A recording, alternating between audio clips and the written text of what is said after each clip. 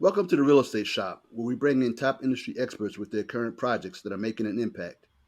This podcast is brought to you by myself, Steve Lawrence, and my partner, Curvin Latham.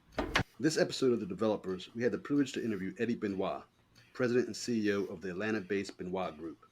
Let's join in and hear how they developed a vertically integrated company. My first job out of college, I was recruited out of college by a large construction company by the name of Beers Construction to move here to Atlanta, and they were soon acquired by Skanska, which took over about a year or so after I joined that company. I worked for them for about 3.5 years and actually building projects. It was office buildings, hotels, and working on some hospital projects. And at the end of the 3.5 year period, my goal was to always join a commercial real estate development company, but I wanted to make sure that I had the opportunity to learn how to build projects first. My undergraduate and graduate degrees were in construction and also in real estate science. So that's why I chose that first route to learn about the bricks and mortars first before I started venturing into the development industry. I actually worked for a development company for about 8 years after leaving the construction company. And during the 8 year period of time, it was just really baptism by fire. Learned a lot, developed office buildings, retail developments, hotels, multifamily developments, pretty much throughout the southeast and mid Atlantic areas. And at the end of the 8 year period of time, I decided that it was really time for me to become a little bit more entrepreneurial, and the company was going through certain changes where they wanted to focus more on office. And I thought at that time I wanted to focus more on multifamily. So it was really an amicable, separation, and I decided to go a different route and joined my ex-partners of now that were my Ambling partners, and opened the Atlanta office here and started focusing on multifamily development really throughout the country. So we grew that company for about 9 years to almost 1,200 employees with five different offices, doing all types of development from affordable mixed income housing to lot developments to condominium developments to student housing, luxury apartment housing just throughout the country. When you first started, how did you overcome some of the obstacles that a lot of developers face, like personal guarantees and such? How did you overcome that? And as you went on, how do you get a lot of your deals financed now? I tell you, you never overcome those personal guarantees, those obstacles. As long as you're in the game, you are going to have guarantees somehow, some way. Whether you're guaranteeing them personally or you have some type of guarantee fund that's set aside that is at risk that you already work for. That's just the nature of the business. There's always going to be some type of financial guarantee. But when we started, it was in 2010, and we were right in the middle of the recession. Couldn't have been a worse time to split up, our companies and just kind of go on our own, because it didn't matter how long we've been in the business. And once you have a new company, you are a newbie. Lenders look at you as a newbie. And so you couldn't get any lines of credit at that time, operating lines of credit, because we were a newbie, and plus we were in the recession and everybody was pulling back on operating lines of credit. Underwriting was very, very difficult at that time. Tax credit investment pricing was very low. The capital markets were sidelined, so they weren't putting equity in deals for at least a good 2+ years. Pension funds, REITs, everybody was just sidelined to see what would happen. So for us, we really had to focus on building our pipeline. We changed our business platform and went to a very low to moderate risk business platform. And we figured, well, the federal government is the only lender right at that time. So therefore, it made sense for us to focus on the affordable mixed income housing and also focus on the services side of our business, where we could actually grow a property management company and keep some vertical integration. So we created Dorchester Management, which was actually a small acquisition of an acquisition of a small management company that we took over. Then we created a construction management arm, and that actually oversees over all of our design and construction, and also does some third party work. Similarly, Dorchester Management does some third party work too. And then we focused on our advisory business, where we would perform development advisory services, program management services for companies throughout the U.S. that needed development expertise, working with municipalities on a lot of program, management, and also working with governments abroad that needed program management and master planning and financial, assistance on some of their large projects that they were looking to undertake. So we diversified our business during that period of time to make sure that we had not only the at risk side of our business from a development standpoint that was pretty limited and focused primarily in affordable, low income housing, mixed income housing, independent senior living.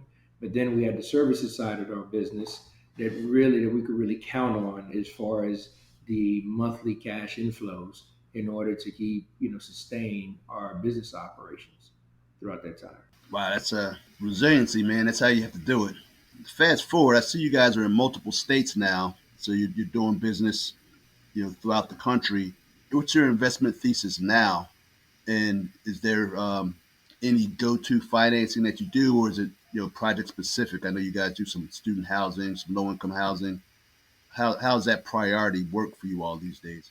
Well, first of all, we try to keep a good balance. Up until last year, our portfolio was primarily affordable mixed income housing with public private partnerships and with different public housing authorities, municipalities, development authorities, and or faith-based organizations whereby there was another quasi-governmental agency that was involved. So that gave us, the leverage that we needed in order to get the different, subsidies that allowed our, deals, to be financially feasible in the markets that we focus on, which are primarily urban and suburban markets. We're actively in 7 states right now, and more recently just was awarded a deal in St. Thomas, U.S. Virgin Islands. So that will be, our eighth state. And so most of our deals, we look at certain types of financing that pretty much is in line with deals that are focused on delivering affordably priced housing, to that community. Okay, so we're not necessarily doing every deal now as affordable housing with tax credits, because there are deals that we're doing that are workforce housing that have no tax credits, and there are deals that we're doing that are student oriented and workforce oriented because of its location that have no tax credit investments. However, they're getting different types of governmental incentives that allow the affordability from a price standpoint as it competes with other properties in the surrounding area. So, and sometimes there's just not enough housing, to meet the demand needs there. So ultimately, we finance most of our projects with taxes and bonds. We use a lot of tax abatements, whether we're in urban enterprise zones, or whether we're in difficult to develop areas, or we're in housing opportunity, zones, or we're in corridor TADs, or just regular TADs or TIF districts, where we can actually get these tax benefits that enable us, to provide a more affordable, price point to the end user, which are our residents. We also look at some of our financing with HUD insured financing that gives us the 40-year amortization and the lower interest rate benefit in order to get a higher leverage on the debt that we can actually place on these types of projects, therefore reducing the amount of equity that we put in. We actually put in equity, ourselves, but we also participate some of that equity with just some outside, investors. and whether it's on a short term horizon, 3 to 5 years, or long term, depending on what the holding strategy is for that project. And every once in a while, if we have tax credit deals, whether it's 9% or 4% tax credits, we may have the deals that are 9% tax credits that have conventional debt. And then the 4% tax credits, we're dealing with tax exempt bonds. Your office is based in Atlanta. You've got projects you just said in St. Thomas and in other parts of the country, eight states total. Can you walk us through like how you built your team and how were you able to expand from a personnel perspective to take on those projects? Well, from a team standpoint, we've had some people that have worked with us for since my ambling days. They've transitioned over and still working with us, and we've had people who've been working with us since we started. Shortly after we started TBG. Typically, we hire people, especially on the development side of the business, where you have less attrition that are focused, primarily on wanting to, pursue development, and that falls within our vision and our mission statement, for the company. And if they're really not in tune to that, then it makes no sense to really join our organization because we're not necessarily trying to just offer a job or place somebody in a position and pigeonhole them. We're really looking to provide them a career to really become a real estate developer. It doesn't matter what you focus on initially, it's a matter of what your opportunities are within the organization as far as your upward, trajectory in our organization. And the other thing is that you have to be multidimensional. It doesn't matter if you're a development analyst, today, tomorrow you could be in front of, in Bermuda and dealing with the government there as a consultant in a consultant role. That gives us the ability to deal with the real estate cycles. And when you're going through a down cycle and you got to focus more on your services side, then we don't have to lose some of our, these key, associates that have been working with us, who's investing time with us, and who we've invested a lot of time in as far as training them.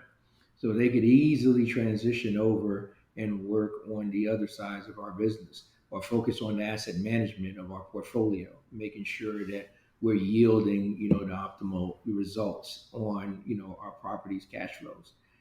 Looking at a lot of our capital expenditures on our assets. Those are the things that are very critical to us as far as each associate having the ability to wear multiple hats. We've seen how that worked for us during the past recession. We've also seen how it worked for us this past 16, 17 months with just COVID. I mean, a lot of things pretty much stalled, but when our team realized that there's only so many new deals we could do because equity was somewhat sidelined too, because of the uncertainty of the market and people are not tenants not paying rent, we decided that guess what? We're going to focus all of our efforts now on building pipeline. So we put our hats on and started rolling on up our sleeves and responding to RFPs and expanding our geographic footprint. That's how we expanded into Virginia and also expanded into the Virgin Islands. Just by virtue of doing that, as opposed to really trying to push deals that really shouldn't be worked on at that time. Lumber prices were through the roof. Debt was pretty decent because of the low interest rates, but just the equity markets, they were very uncertain as to how to underwrite a deal because of the vacancy issues, or if you didn't have physical vacancy, the economic vacancies were just so high. So we chose, to take that route. So from a team standpoint, it's important for us again to hire or bring on associates who are multidimensional and that can carry over their talents on some of the different parts of our business as we move along. We have about 120 or so employees collectively amongst all four companies that we have right now, and we think that for us the optimal side will be somewhere around 200 employees as we continue to grow, and most of it will be in our property management company because we self-manage. Wow, that's incredible. How many units do you would you say you have under management currently? We have under 4,000 units under management, currently, most of which, belongs to us. About easily 3,500 or so are our units. And we have about another, I think, 1,100 or so units planned to develop over the next 24 months. Nice, nice. That's awesome. Just a follow up question to the previous questions about team, about building your team. Real estate's a real relationship driven industry, right? You mentioned in 2010, banks are looking at you as being a green company. You're out on your own essentially. How did you kind of foster those relationships and get you to where you are today? Was it, can you talk to some of the strategies that you employed in the beginning? Well, one of the first things that we had to contend with is the fact that, nobody had a clean balance sheet. Everybody had some issue going on. It didn't matter the size of the company. You had some workout that was going on. It didn't look pretty. It was bad. You had to explain the issues, projects that were failed or for failing, and it was across the board. So it was really important to get ahead of those questions and bring it to the table up front with lenders and equity partners and tell them exactly what's going on and what you plan on doing, to address it from a financial standpoint and from really a strategic standpoint. And I found that to be very beneficial when you apprise them of the issues without them asking about them, you know, as they discover the issues during their due diligence, process.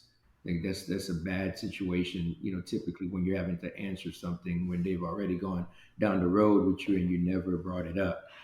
The other thing is that, most of the lenders and equity, partners were underwriting people, they were underwriting the person, not the project to a certain extent because of the uncertainties at that time and projects were speculative.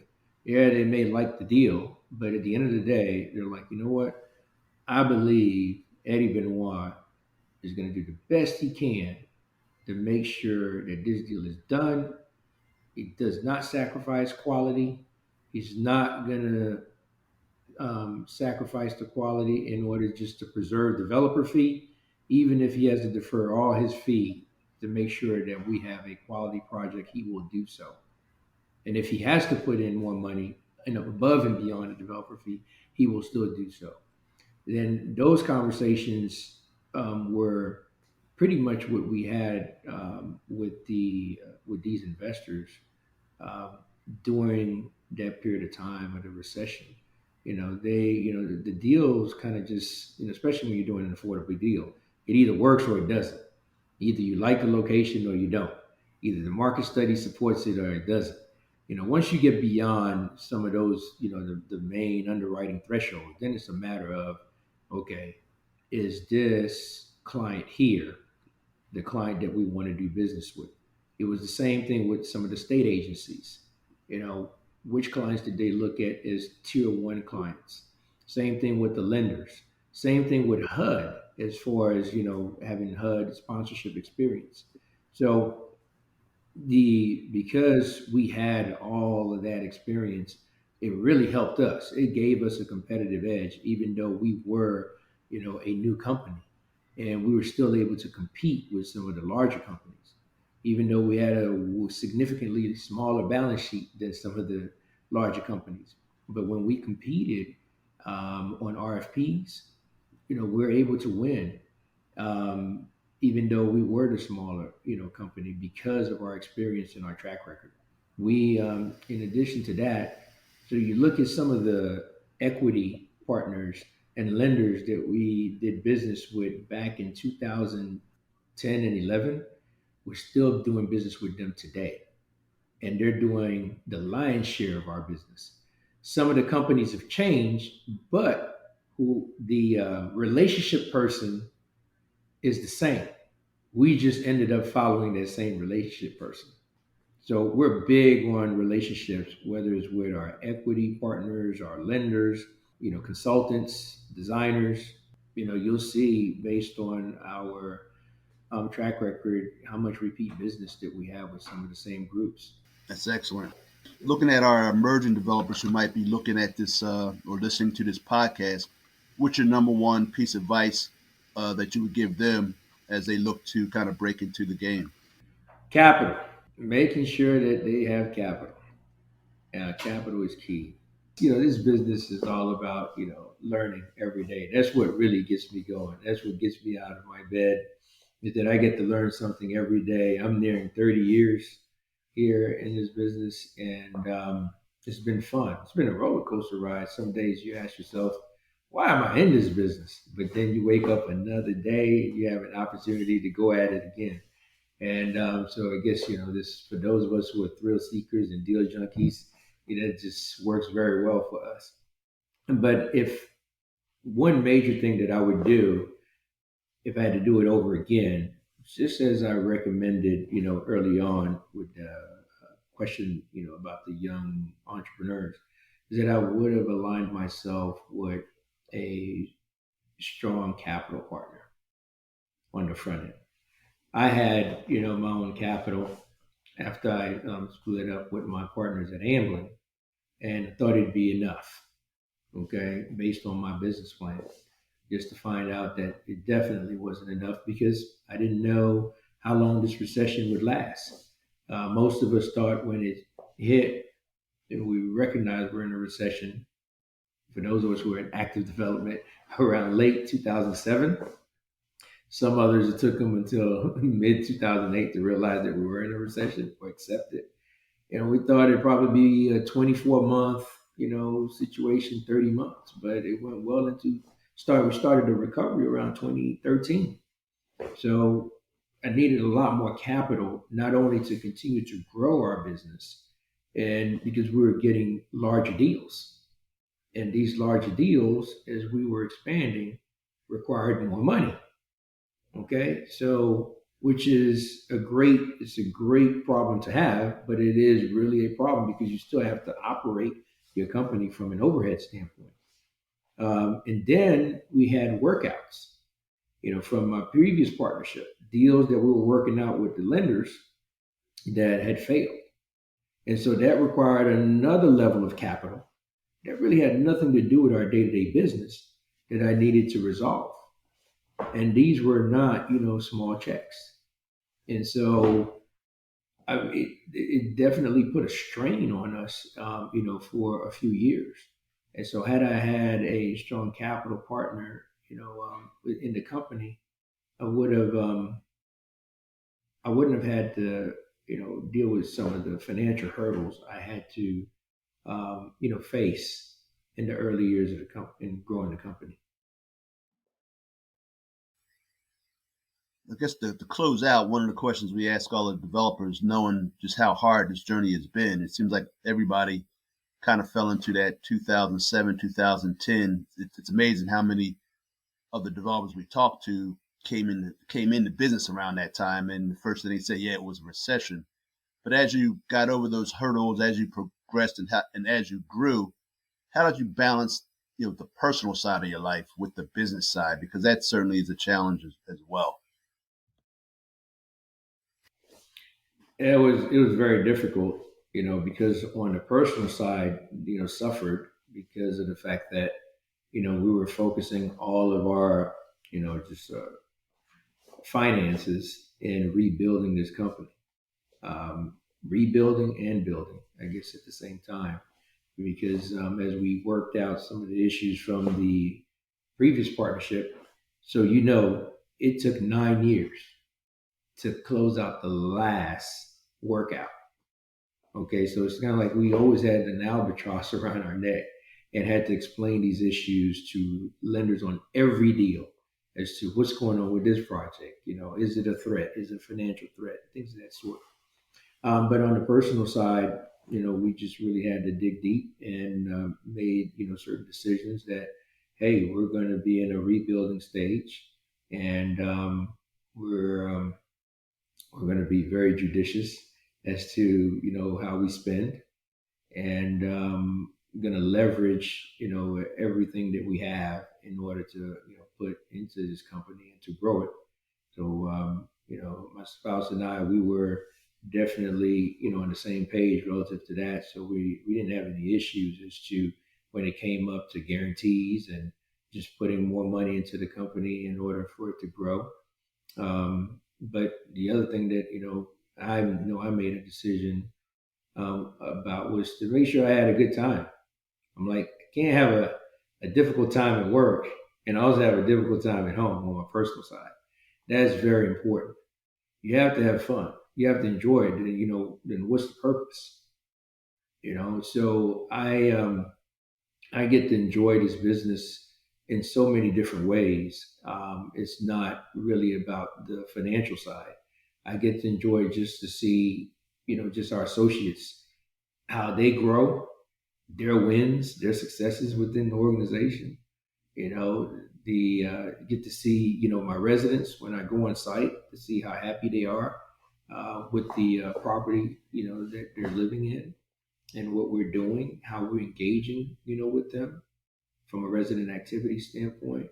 I also get, have fun just doing things like this, as far as talking, to you guys or mentoring a lot of young, professionals, or even those who are still in college, or those who are entering, college for a real estate, degree.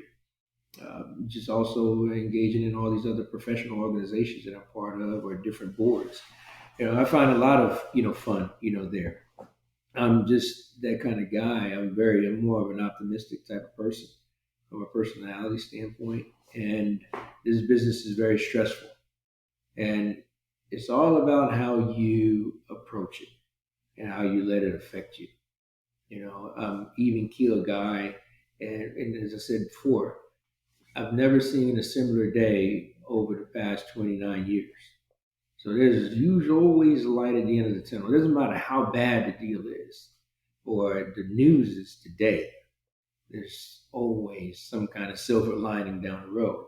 And the more you can stay calm and focused, the quicker you're gonna, recognize what the solution, is.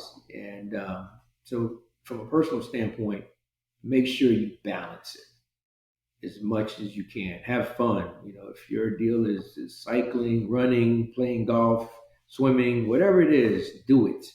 Don't let the job create an excuse for you not to have fun. And this one developer told me one time, a little bit older than me. He said, "You know what? In 40 years of development, he can't even remember some of the deals he did, what year he did them, and whatnot. I mean, he pretty much remembers 90 some percent. But he said he remembered every vacation he took with his family, and sometimes remembered what kind of clothes they had on. And Wow, that right there really changed my approach. He remembered that's powerful. every vacation. Yep. Yeah. All right. So that makes you think. Yeah, it does. It changes the perspective. He's right. You know? Yes. So We certainly appreciate it.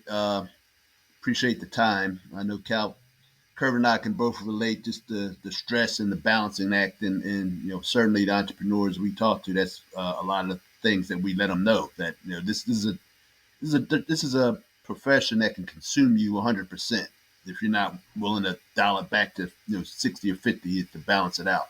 well, people contact us, every day. I mean, either via email or they just call the main office.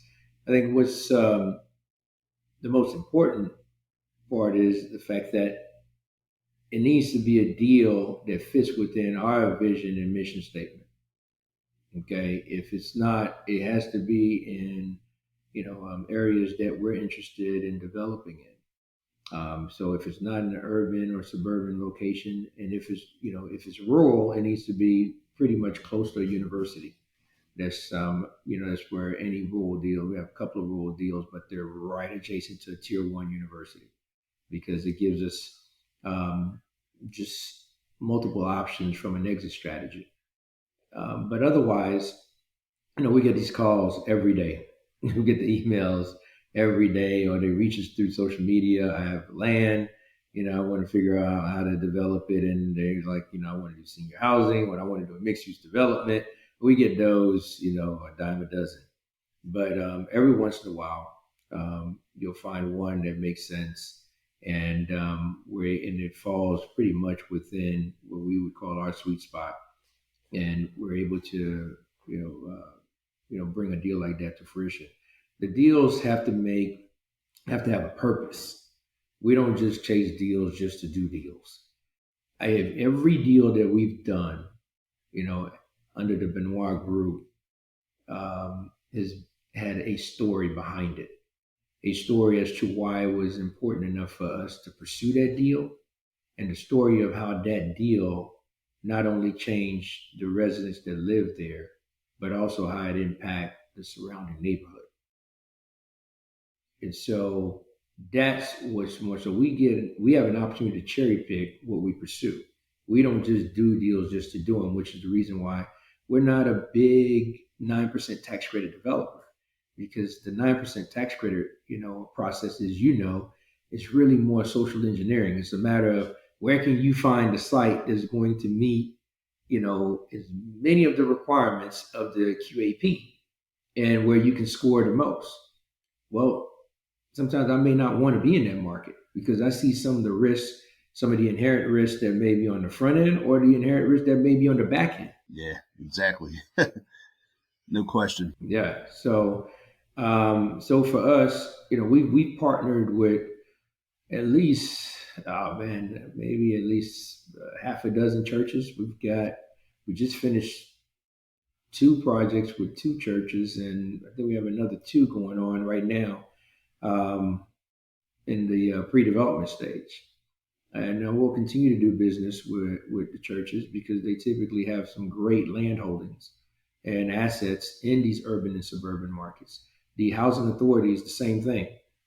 They have properties that are in excellent locations because 40, 50 years ago, when that housing was developed, it was considered to be on the outskirts of these urban and suburban markets. But now they're in very desirable locations.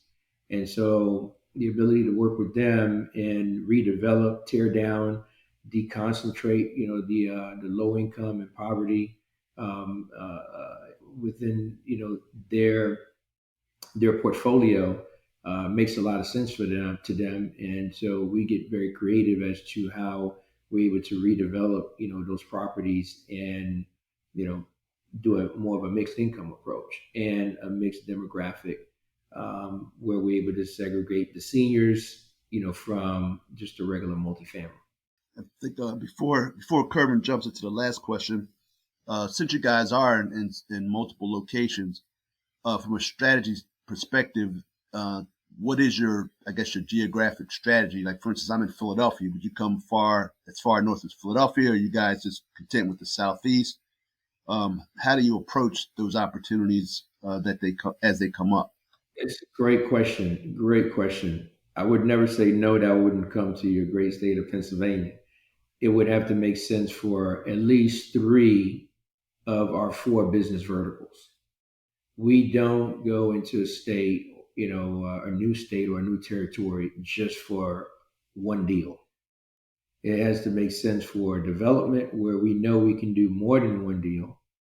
We know there's going to be a regional focus. We're going to learn that state. We're going to build relationships, there. And our management company can not only manage our assets, but also can have other management opportunities for third party owners.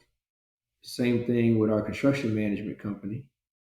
And then last but not least, in that market, when the real estate cycle, we're in a down cycle, we could always do some of our advisory services there. So that's how we've pretty much cherry picked, the different cities and states that we're actively, developing and own, assets in right now. I do a lot of things differently. But then if you ask me, after I did those things differently, would you do things differently again? I'd say, yeah, I'd do things differently again. So our vision plan for the next 5 years, hopefully by 2026, is to really, do a 2x multiplier of our portfolio size. Currently we have about 22 so properties that are under operations within these states. And we think that we have, based on the pipeline that we have with deals, that we have a great opportunity to double that size over the next 5 years. Another day at the shop, content they can't get anywhere else.